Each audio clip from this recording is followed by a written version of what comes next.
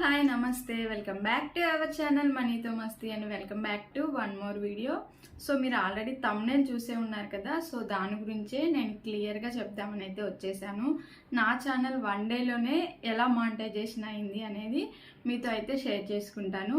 అంతకంటే ముందు మన ఛానల్ని ఎవరైనా ఫస్ట్ టైం చూస్తుంటే ప్లీజ్ సబ్స్క్రైబ్ చేసుకొని సపోర్ట్ చేయండి.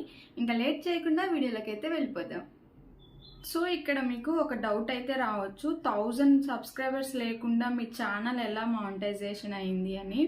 సో ఇప్పుడైతే మనకు యూట్యూబ్ రూల్స్ ప్రకారం, అప్డేటెడ్ రూల్స్ ప్రకారం 500 సబ్స్క్రైబర్స్ అలాగే 3000 అవర్స్ వాచ్ టైం ఉంటే చాలు మంచి ఛానల్ అయితే మానిటైజేషన్కి ఎలిజిబుల్ అనమాట.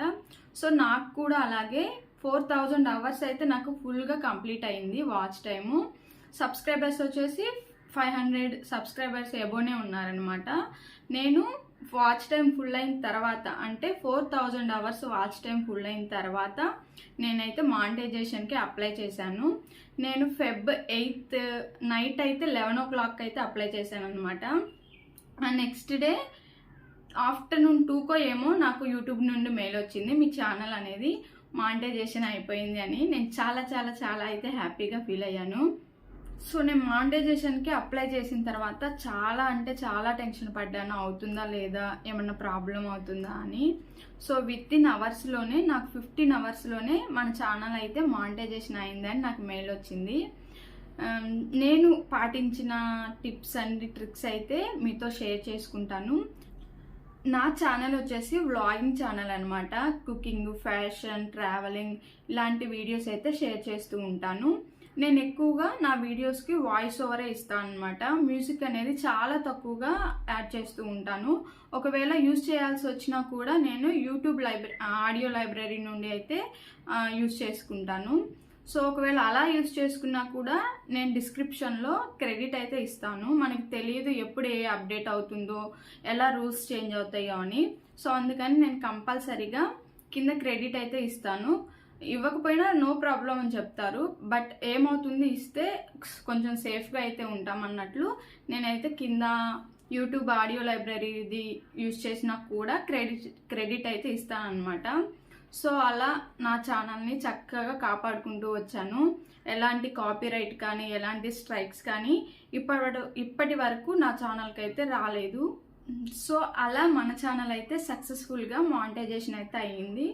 ఇప్పుడు 500 సబ్స్క్రైబర్స్, 3000 వాచ్ అవర్స్ తర్వాత మానిటైజేషన్ అయిన తర్వాత మనకైతే ఎలాంటి రెవెన్యూ రాదండి. ఫుల్గా 1000 సబ్స్క్రైబర్స్ అలాగే 4000 వాచ్ అవర్స్ కంప్లీట్ అయ్యాక ఇంకా మనం రెవెన్యూ అనేది ఎక్స్పెక్ట్ చేయొచ్చు. ఇప్పుడైతే రెవెన్యూ అనేది ఎక్స్పెక్ట్ చేయలేము. మీకు ఇక్కడ డౌట్ రావచ్చు, ఇప్పుడు అప్లై చేసాం కదా మానిటైజేషన్కి, ఫ్యూచర్లో 4000 వాచ్ అవర్స్ అలాగే 1000 సబ్స్క్రైబర్స్ అయిన తర్వాత మళ్ళీ అప్లై చేయాలని. అలా ఏమి చేయాల్సిన అవసరం లేదండి. ఇప్పుడు అప్లై చేశాం కదా, ఇది సరిపోతుంది. నెక్స్ట్ 1Kకి అలాగే 4000 వాచ్ అవర్స్కి ఇప్పుడు అప్లై చేసిన మానిటైజేషనే సరిపోతుంది అనమాట.